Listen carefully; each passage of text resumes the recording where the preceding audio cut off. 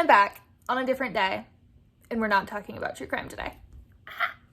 What's up, makers? I'm Emily from DIY My Way over on Instagram, and after meeting so many of you wonderful, fabulous people at the yarn events that I've been at recently, I have been inspired to add a yarny podcast, a knitting podcast, as it were, but it's yarny because I crochet too. Some people only do one. I'm not that person. I do both. But to add this to my videos that I post on the channel. So, welcome to the first episode. So after very little thought into the name, because I kept putting off brainstorming it, I think I'm gonna call this the Stitchin My Way podcast, because like DIY my way, Stitchin My Way. We'll see. It may not stick, but I'm gonna do kind of your basic knitting podcast format. Shout out to the twins for teaching me how this works. They're amazing, and you should definitely go watch their podcast.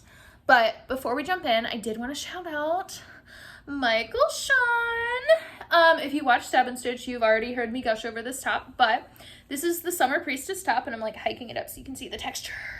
I made mine super cropped, so I can't hike it up anymore, or you will see boob. But I was in his tester group for it, and it is mohair held with fingering, and I'm like petting it because it's so soft and luscious. And if I made it again, I would make the band a little bit bigger because I didn't make it big enough, I think. But it was definitely one of the harder tops that I've ever made. It's not a beginner knit. It's like intermediate-ish. There was some like, you know, I don't know what they're called. There were some new techniques that happened here. But I love it. It is very pretty. I'm still thinking about like a sleeve situation for it maybe, because I feel like a long sleeve on this would just be like, but if you haven't seen this pattern, bought this pattern, you're interested in this pattern, it is Michael Sean's The Summer Priestess top, and I highly recommend. And here's Chester. Could not be left out. So at this point, I'm sure you're all aggressively tired of hearing about Rhinebeck, so I'm not going to talk about Rhinebeck. Don't stop the video. I said the R word. I'm not going to talk about it. Instead, I'm going to show you a little bit of my yarn haul from Black Mountain Black Mountain Yarn Shop's Fiber Festival. They put this on. It's kind of like a similar, like, SAF was happening, so they did like their own little event with some of the newer dyers. And my friend Katie and I went up there, and we were going to do both, but then we kind of stumbled into Black Mountain and found a whole like street craft fair situation. I wish I had vlogged it for you guys. It was so good. What is he doing? Oh. I don't know where this came from. Okay, Chester, welcome to life with my cat. He pulls fuzz out of everything. Anyway, so I wanted to show you some of the stuff that I got from the Black Mountain Yarn Shops Festival. So I didn't go with a plan. And that is always my downfall. But I did go having just spent like a lot of money on yarn at the other fiber festival that is further north the weekend before. So I ended up deciding while I was there that I was going to make a sea glass top or sea glass tee and shop for minis for it, which gave me the opportunity to shop from a bunch of dyers and pick up some pretty fun colors. So this one is, I'm sorry for the crinkle. This one is from Moondrake Yarns. It's their Halloween 2021 mini set. This one I actually got from the Yarnbirds bus. If you haven't seen the bus yet, Robin is so fun, and her bus is just like next level. It's like a bus full of yarn. Like, say less. But I got this. It is the Pride and Prejudice mini skein set from McMullen Fiber Co. And it's blue, which is different than what I usually do. So, Jess, I bought blue. And then this last one, there's no sticker on it. And I could tell you what the woman looked like. I know where it was. No idea. No idea who it was. I have tried to find it. But the yarn is gorgeous. It's like this very like basic fall set. Like if I asked somebody to make me a color palette, this would be very close to like my color palette. This in like red. So I bought this too. And these, what are they? How many are there? 16 minis. 16 minis are going to turn into my gorgeous sea glass tee when I get to it. It'll probably be like a fall, or like not fall, like a February, March thing that'll do it, so that it'll be ready for spring. Other things that I got were actually from local artists. They're not yarn, but I want to show them. I'm only showing because I'm very confident that my sister's not going to watch this. So this first one I got is a hand-painted greeting card. And it's actually going to serve as like, when I travel, I collect postcards. And I write on the back of them about the trip and where I went and when I went and who I went with, and I hang them on my wall. So this is going to be that for Black Mountain. And then the second thing, oh God, it's bubble wrapped, hang on. Okay, the second thing I got is this gorgeous quick and easy cobbler for two pottery dish. It's handmade. Both of these things came from the Mountain Nest shop in Black Mountain. They have a bunch of like local artists wares and stuff there, so if you're ever in the area, highly recommend. And for those that don't know, it's like Asheville, like 20 miles outside of Asheville. Cool, so I'm gonna put this back in the bag now. So that's actually gonna be a housewarming gift for my sister. She's moving down to the area in a couple months, and I'm very confident that she's not gonna watch this and will be surprised. But that'll be how I can tell if she's really watching it or not. Kara, if you see this, you beat me at my game, but most likely I'm gonna beat you at your game. Anyway, moving on. The next thing I wanted to show was my WIPs, because I don't think I have any FOs to show. I guess I could show you my Rhinebeck sweater. Anyway, I'm going to show you my WIPs first. So I talked about this guy on Stab and Stitch this week, but I wanted to pull it out and show you and tell you the story a little more in depth, because I'm like deeply afraid of color work. I've been knitting for close to 2 years now, and I have never completed a Colorwork sweater. I have started this sweater. This is the third time that I've started this sweater with different yarn, and I have hidden from it on ×1 and 2. So anyway, here it is. It's in yoke form right now. I'll hold it up for you. Hang on, I'll put it on. Anyway, I'm gonna be the cutest elf. So this is my Christmas take on the Sanguine sweater, and like seeing it on with the red lipstick, I need to split for sleeves this week. Anyway, so as you can see, the Colorwork's a little janky up here. I got a little lost. It's a little tight, but it's my first ever Colorwork sweater, so I'm giving myself some grace. I actually went and had drinks with Caitlin Webb, and she helped me a ton on just like feeling like I was okay on this Colorwork, because I was very scared of it. I thought I was messing everything up. But like now that I'm wearing it and looking at it, it's cute. I think I'll wear it with this lipstick this Christmas. Anyway, so this is my Colorwork sweater. It is the Sanguine sweater, is the pattern by More Thunder. And I'm actually using Lion Brand Woolies yarn for it. I know. Yarn snobs, hear me out. Stop, listen. This is a Christmas party sweater. This is not a sweater that will be well treated always and hand washed nicely and never spilled upon. Like, this is a Christmas party sweater. It will see family events. It will see non-family events. I want to be able to put it in the washing machine.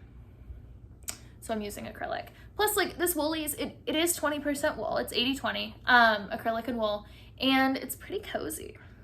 I'm a big fan. So this is my Christmas sweater. As I take the yoke back off of my, oh God. Anyway, so the next sweater that I have to show you, because I have all garments cast on right now, is my Fade Neve.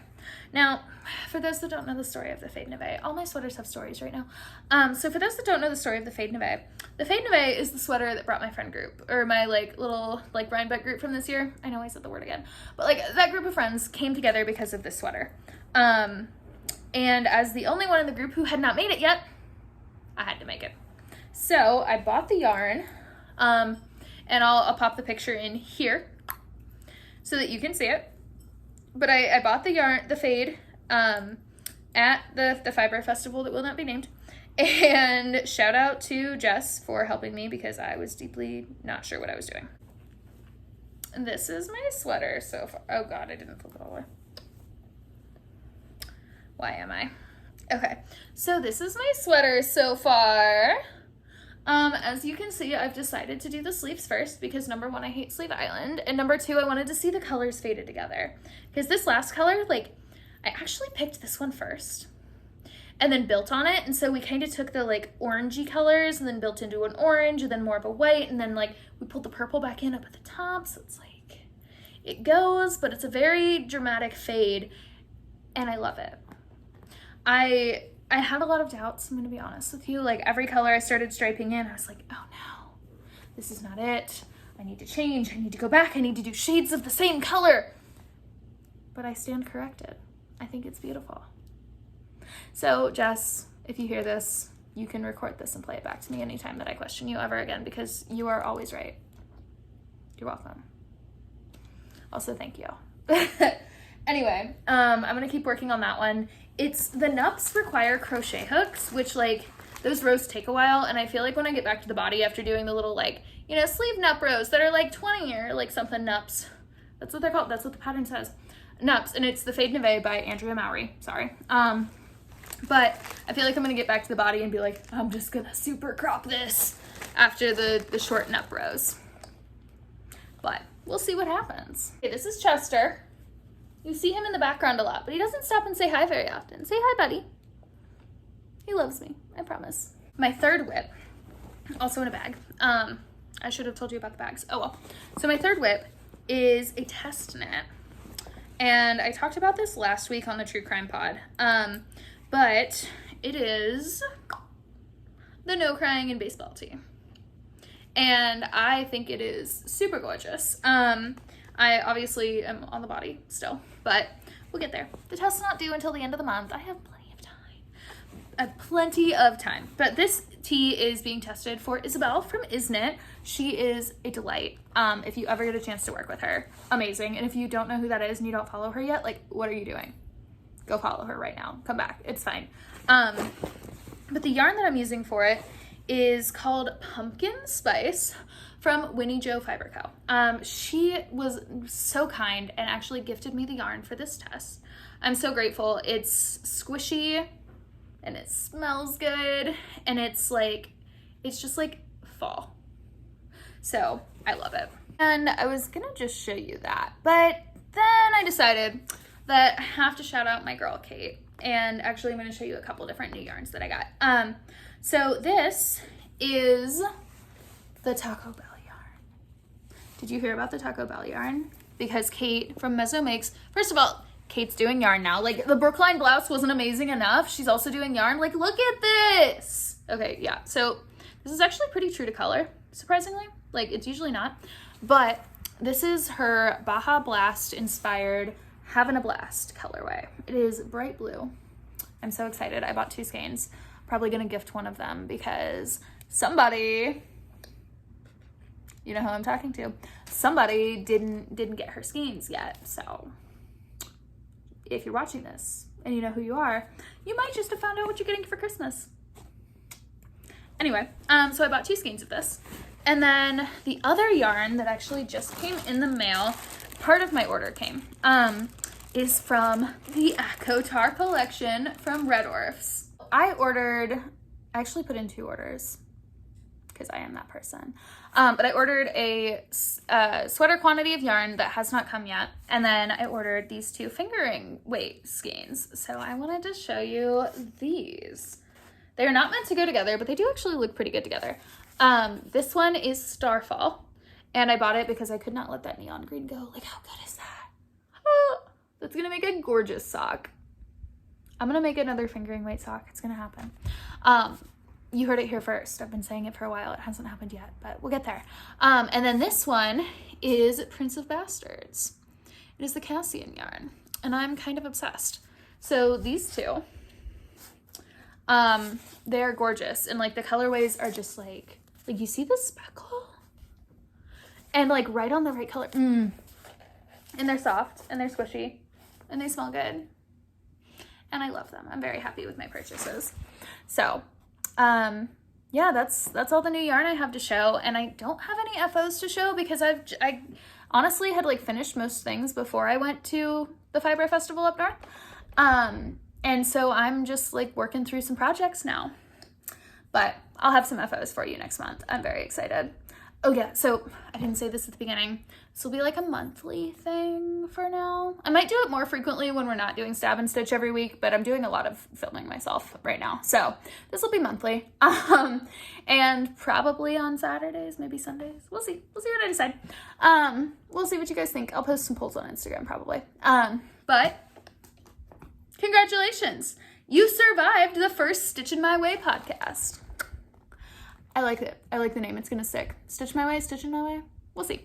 But either way, you survived it. If you made it to the end, thank you so much. Make sure you smash that subscribe button. God, did I just say smash that? I did. Okay. Make sure you hit the subscribe button if you can forgive me for saying smash that subscribe button. And comment what your favorite yarn that I showed was, or what you would make with these two mismatched fingering weight skeins of yarn that are not socks, because I keep saying I'm going to make more socks. We're doing Sockmas this year. It's happening. Nitty Natty, I'm doing it. All right. I hope you all have a wonderful week and a wonderful month, and I will see you back on this podcast or this knitting chat thing again next month. And I will also be back doing more Stab and Stitch next week. Or you can just hit me up over on Instagram or on my blog. I'm in a lot of places. Okay. I'll see y'all soon. Bye.